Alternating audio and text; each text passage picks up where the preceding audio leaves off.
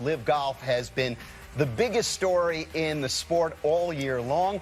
On the course, the Breakaway Tour wrapped up its 8th tournament season this past weekend at Doral. The team event was won by the 4 aces, the squad captained by Dustin Johnson. The $16 million prize split 4 ways among Johnson, Taylor Gooch, Pat Perez, and Patrick Reed. And with that, we welcome in our Rex Hoggard, who was at Doral this past week. So, Rex, now that you've had a little bit of time to digest what you saw, what were your overall impressions down there in Miami? Jimmy, I do think it's interesting when you refer to the experiment, because really I think in a lot of guys' eyes, that's exactly what it was. I remember talking with Phil Mickelson earlier in the week last week, him pointing out that really 6 or 7 months ago, it was hard to wrap your mind around how LIV Golf was going to get from that concept, which was at the time just kind of something written down on paper, to Doral, that team championship, all the money you just got through talking about. There was a sense of accomplishment. I will say this. I think it made me realize how fractured the game actually is, because for the majority of the summer we have spent covering the PGA Tour, those players who remained loyal to the PGA Tour. But in this particular case, you got an idea of how entrenched the players were on the other side. I was taken, how many players told me that not only are LIV Golf events going to get world ranking points, but they're going to get world ranking points starting next year, that they're also going to have a domestic television rights deal in place. All of these things that we're talking about that need to fall into place, everyone felt like it was going to happen next year, and you don't get that from the other side. And I think it gives you an idea of there's really not much middle ground between what's going on in golf right now. All right, well, all of that remains to be seen. You talk about the television deal. The fact of the matter is a lot of people may have heard about this, but not an awful lot of people have seen this. So let's start there. What were the crowds like?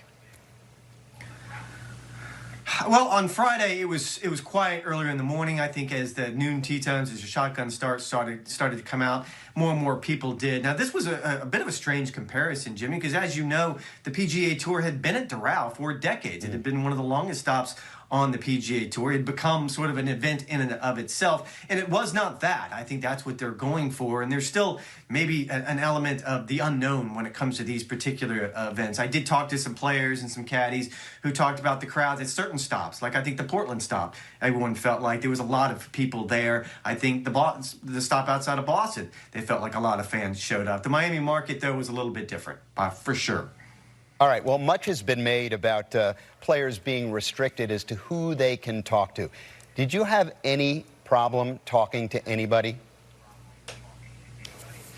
I did not, Jimmy. I mean, I think you and I both have done this for about 20 years, and I think the access was pretty much the same. I think I probably talked to at least a dozen guys, if not more, and because I did want to get sort of a wide range of exactly what this experience has been like. But no, there were no restrictions whatsoever. Now, during the press conferences, the way they do their press conferences kind of as teams, that sort of makes it difficult maybe to ask certain type of questions that are probably better in a one-on-one setting. But no, there aren't any restrictions. All right, you mentioned the team element. Let's go there. Want to talk about that. Something that LIV Golf seems to be staking a lot of their existence on. In a sport that values individuality, did you get a sense that the players are buying into the team aspect aside from winning and getting an enormous amount of money? I think from the business side of it, they have. I think there's an economic issue involved here. And if you look at what you just mentioned, Dustin Johnson's team, they had a really, really successful year. And it's not hard to see that success on the ledger. You can see how much money they made. And a lot of the players I talked about going into next year when you have a set schedule. I actually saw kind of a tentative schedule of what they're looking to do with those 14 events. And you can also sort of set the teams in stone as opposed to what they've been this year. It's kind of been a moving target.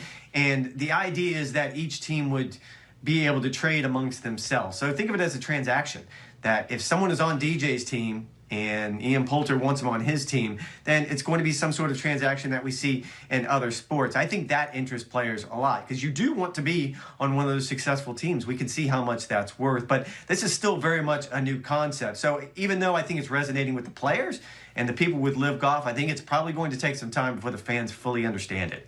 Rex, you mentioned it. You have covered an awful lot of golf over the years. After being there in person, did you change any of your opinions about this series? It didn't really change the opinions about this series. I will say that one of the stories I wanted to go down and work on, and we've heard sort of anecdotally about how this is fractured relationships between longtime friends, players on the PGA Tour who ended up going to LIV that aren't friends with those players who remained on the PGA Tour. And we've seen it. I talked with Graham McDowell a few weeks ago about the idea that those relationships just aren't the same. He didn't mention Rory McIlroy by name, but we know how close those two were. And it's obvious they're on both sides of this ledger, and they're not probably spending a lot of time texting back and forth. And I got that from a lot of players. I think there is an element to this that there are fractured relationships that probably will never be the same. I was also taken by the idea that I asked a number of players that if the opportunity ever arose, that they could come back to the PGA Tour, that maybe some sort of compromise was reached between LIV Golf and the PGA Tour, would they consider it? I was surprised how many players told me they would not, Jimmy. Interesting. All right, so with the first LIV season now complete, I guess the million or maybe it's $1 billion question is, what's next? Well, I mentioned the schedule going into next year, it's going to be those 14 events. It's going to be what they planned all along, and it's going to be with the team set. I think the next thing to talk about is the world ranking, which we've already discussed. Everyone on LIV, including the executives, know how important that is, that they get this resolved as quickly as possible, although I can't imagine that's going to be resolved anytime soon. There's also the domestic television rights deal that comes into play. And I think there's another element that LIV Golf wants to sell each of these teams as an individual franchise. Think of it as an NFL team, that each of the owners is sort of part of the larger collective. That's probably the next big hurdle that they're going to have to overcome, because that's the only way, and some officials talked about this Saturday morning at Doral, this is one of the biggest ways, maybe the only way, they can become economically viable.